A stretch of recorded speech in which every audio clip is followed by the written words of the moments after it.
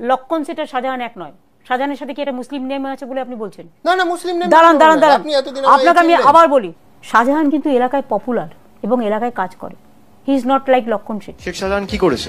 শেখ শাহজাহান কি করেছে? শেখ শাহজাহান কি করেছে? আমি তো যেদিনকে ঘটনা ঘটেছে শেখ শাহজাহান ছিল। নমস্কার, আপনারা দেখছেন আমার ছোট্ট YouTube channel voice of Anirban, সঙ্গে আমি আপনাদের আপনজন অনির্বাণ চৌধুরী। আপনারা শুনলেন কিভাবে একজন নরকীট শাহজাহানকে দরাজ সার্টিফিকেট দিয়েছিলেন মমতা বন্দ্যোপাধ্যায়, এবং তার পরবর্তীকালে যেদিনকে ইডি অফিসাররা শাহজাহানের বাড়িতে গিয়েছিল, শাহজাহানের দলবল ইডিকে সেদিনকে আক্রমণ করেছিল, আধা সামরিক বাহিনীকে আক্রমণ করেছিল। তারপরে অভিষেক বন্দ্যোপাধ্যায় পর্যন্ত কি করেছে শাহজাহান? অর্থাৎ শাহজাহান একদম নিপাট ভদ্র মানুষ, রামকৃষ্ণ মঠের সন্ন্যাসী, তাই তার বিরুদ্ধে কেন ইডি গেল এরকম একটা ভাব দেখাচ্ছিলেন, অথচ ঝোলার থেকে বেড়ালটা বেরিয়ে পড়ল। আমি সবটা আপনাদের সামনে বলবো অত্যন্ত সংক্ষেপে। ভিডিওটা দয়া করে একটু দেখুন, ভালো লাগলে শেয়ার করুন, চ্যানেলটা যারা সাবস্ক্রাইব করেননি তারা সাবস্ক্রাইব করুন। প্রথম কথা হচ্ছে যে এই শাহজাহানকে প্রথম থেকে মমতা বন্দ্যোপাধ্যায় গার্ড দিয়ে গেছেন। বিধানসভায় দাঁড়িয়ে শাহজাহানকে বাঁচাবার জন্য শাহজাহানের পক্ষে তিনি কথা বলেছিলেন যে শাহজাহানকে টার্গেট করে ইডি ঢুকেছে সন্দেশখালিতে।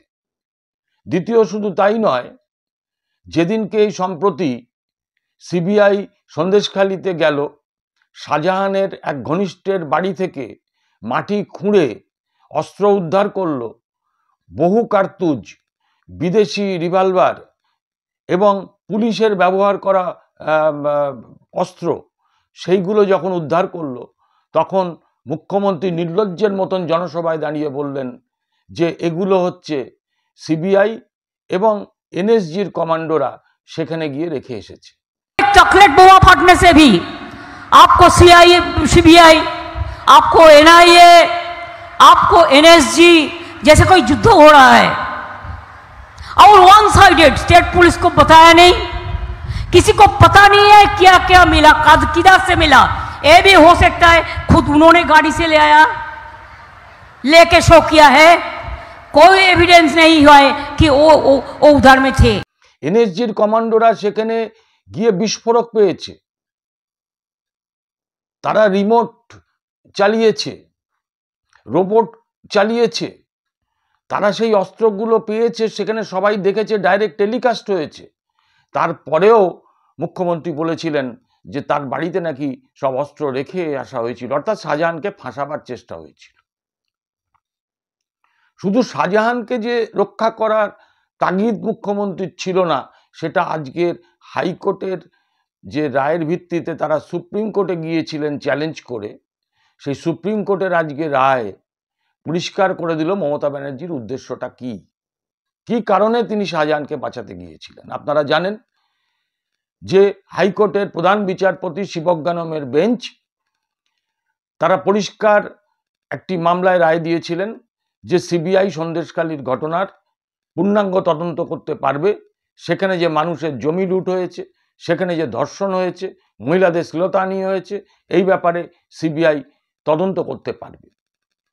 সেই রায়কে চ্যালেঞ্জ করে আমার আপনার ট্যাক্সের পয়সা, সেই ট্যাক্সের পয়সা দিয়ে অভিষেক মনু সিংভিকে আরও কোটি কোটি টাকার মালিক করার জন্য তিনি নিয়োগ করে সুপ্রিম কোর্টে সেইটাকে চ্যালেঞ্জ করার জন্য আজকে মামলায় পাঠিয়েছিলেন, এবং সেখানে সুপ্রিম কোর্ট সবটা শুনে যখন অভিষেক মনু সিংভিকে বলেন যে আপনাদের তথ্য প্রমাণ দিন, তিনি 2 সপ্তাহ সময় চান, অর্থাৎ তথ্য প্রমাণ ছিল না, তাদের উদ্দেশ্য ছিল শুধুমাত্র ইলেকশনটা পার করে নেওয়া, যাতে সিবিআই ওখানে তদন্ত করতে না পারে, যাতে কেঁচো খুঁড়তে আর কোনো কেউটে না বেরোয়। তো আজকে সুপ্রিম কোর্ট পরিষ্কার বলে দিয়েছে যে সিবিআই তদন্ত যেমন চলছে সেরকম চলবে, সিবিআই তদন্তকে রাজ্যকে সাহায্য করতে হবে, এবং সিবিআই তদন্ত এর মধ্যে দিয়ে আরও কিছু উদ্ঘাটিত হোক, এটাও সুপ্রিম কোর্ট চাইছে, যার জন্য এই সামার ভ্যাকেশনের পরে জুলাই মাসে, অর্থাৎ আজ থেকে 3 মাস পরে সেই মামলার আবার শুনানি হবে। দেখুন কেঁচো খুঁড়তে গিয়ে কত কেউটে বেরোবে। এর কিছুক্ষণের মধ্যেই আজকে দুটো বড় আপডেট। 1 নম্বর আপডেট হচ্ছে সেদিনকে এনএসজি কমান্ডোরা এবং সিবিআই অফিসাররা মিলে শাহজাহানের এক ঘনিষ্ঠের বাড়ি থেকে মাটি খুঁড়ে এবং পাশের একটি পরিত্যক্ত ঘর থেকে যে সমস্ত অস্ত্র এবং বারুদ উদ্ধার করেছিল সেগুলো আজকে বসিরহাট কোর্টে সিবিআই জমা করেছে। দ্বিতীয়ত, যেটা উল্লেখযোগ্য বিষয়, যেটা যে ক্যাপশন করেছি, যে ইডি আজকে চাঞ্চল্যকর দাবি করেছে যে এই যে শাহজাহান কাণ্ড, এই জমি লুট, এই যে ভেড়ি বানানো, লক্ষ লক্ষ কোটি কোটি টাকা এই যে আয় হয়েছে, সে আয়ের পয়সা থেকেই আজকে অস্ত্র কেনা হয়েছে, সেই আয়ের পয়সা থেকে আজকে ওখানে গুন্ডামি মস্তানি করার রসদ জোগাড় করা হয়েছিল। শুধু তাই নয়, শাহজাহান ইতিমধ্যেই শাহজাহানের বিরুদ্ধে ড্রাগের ব্যবসা, অস্ত্রের ব্যবসা, সব কিছু আজকে চাঞ্চল্যকর দাবি তুলে ধরেছে ইডি। এবং শুধু তাই নয়, ইডি বলছে যে এর পেছনে, এর সঙ্গে পরিষ্কারভাবে জ্যোতিপ্রিয় মল্লিক ছাড়াও রাজ্যে 3 জন মন্ত্রী যুক্ত আছে। যদিও সেই 3 জন মন্ত্রীর নাম তারা বলেননি, তবে আমরা একটা অনুমান করতে পারি, আশা করি আপনারা অনুমান করতে পারছেন। তো এইটা একটা রাষ্ট্রদ্রোহিতা, এইটা একটা ষড়যন্ত্র। আজকে লোকসভা ইলেকশনকে সামনে রেখে ওই বসিরহাট সহ এমনকি বারাসাত লোকসভার দেগঙ্গা যাকে কন্ট্রোল করতো শাহজাহানরা, এই রকম, এবং দক্ষিণ 24 পরগনায় অবধি এই অস্ত্র, এই সমস্ত মাল মশলা সাপ্লাই হতো।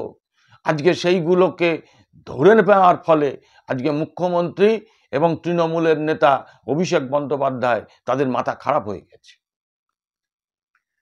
আজকে আমরা মনে করি যে রাজ্যের আরো জ্যোতিপ্রিয় মল্লিক ছাড়া আরো 3 জন মন্ত্রী যুক্ত আছে, তাদের নাম প্রকাশ্যে আসুক, এবং রাষ্ট্রদ্রোহিতার সঙ্গেও এরা তাহলে সমানভাবে যুক্ত হবে।